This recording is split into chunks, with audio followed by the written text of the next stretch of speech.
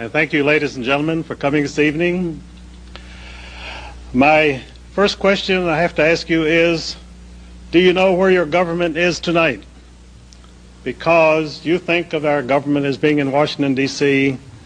More likely it is in New York, it is in London, it is in Paris, it is everywhere, but not in the hearts of the people. We do have a Constitution. That Constitution was drafted by men who had rebelled against tyranny, and they wanted to ensure that their progeny would not be the victims of an evil tyranny, an alien government such as they had suffered under for so many years. Because of that, the Constitution was intended solely as a safeguard for the people. It was not and has never been intended as an instrument of government per se. Thomas Jefferson said, "Bind them down by the chains of the Constitution where they can do no mischief." This is the problem with government, that it does mischief. It falls into the hands of mischievous people, people who have allegiances which we do not know about, people who have programs which we do not know about, and people who intend us no good. There's an island there called Jekyll Island, Georgia, which is historically known as the Millionaire's Retreat. This is where the international bankers met in November of 1910 to draft a plan for a central bank. These men were Paul Warburg, a German immigrant who was a partner of the banking house of Kuhn Loeb Company in New York. The meeting was chaired by Senator Nelson Aldrich, who in 1904 had married John D. Rockefeller Jr. Senator Aldrich was known in Washington as the tool of the big banks, the big monopolies. He was the Republican majority leader of the Senate. He was there strictly because of his political background. He contributed nothing to the actual drafting of the central bank plan, which was done mostly by Paul Warburg. Paul Warburg had served his apprenticeship in Europe in the House of Rothschild. His banking house in New York, Kuhn Loeb, was the principal representative of the Rothschild banks in the United States. Also present at this meeting was Henry Davison, the right-hand man of J.P. Morgan. J.P. Morgan was at that time the most famous banker in the world. He also was the secret representative of the House of Rothschild in the United States. J.P. Morgan died in 1913, the year that the federal income tax was enacted by Congress. And it was discovered that this world-famous banker, this great capitalist, only had a very small fortune. He was simply a flunky. William A. Rockefeller made the comment when he heard of his passing. He said, "And to think, he wasn't even a rich man." And he wasn't. His son, J.P. Morgan Jr., had to sell off part of his estate to pay his bills to art dealers such as the Duveen brothers.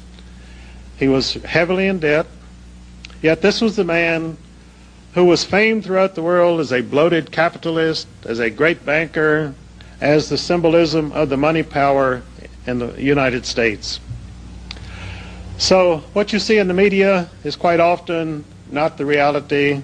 It is a smokescreen which has been carefully laid to obscure reality and to prevent you from knowing who is doing what to whom. Now, when these gentlemen drafted their central bank plan at Jekyll Island, Georgia, they did not then publicize it as a secret plan put together by a conspiracy meeting without the knowledge of the American people. Instead, they launched a national campaign using various fake organizational names and unlimited funds to advise the American people that they desperately needed a Federal Reserve Bank in the United States.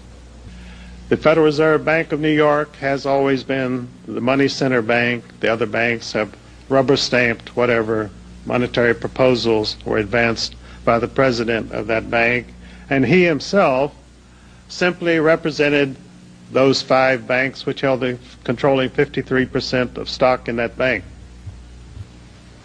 In fact, the principal goal of every congressman in Washington, whether he wants to come out and say so or not, is to raise more taxes so that he can spend more money.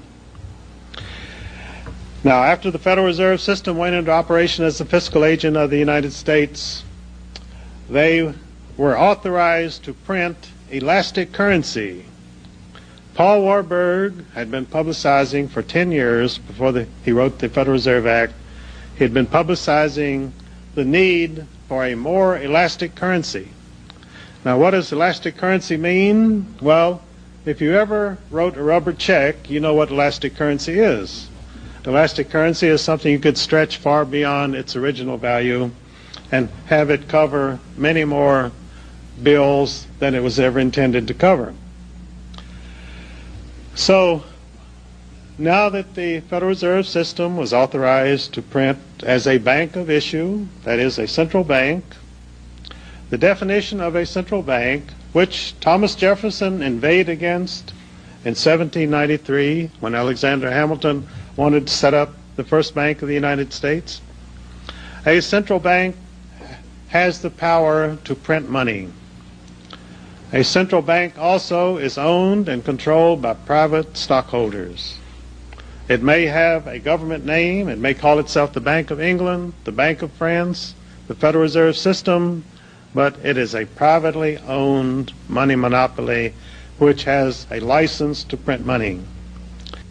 A banker said if anyone ever paid a debt in cash, the entire money system would collapse, because it's a paper house of cards, and they have to keep it in balance at all times, and it's extremely vulnerable, and it can collapse at any time.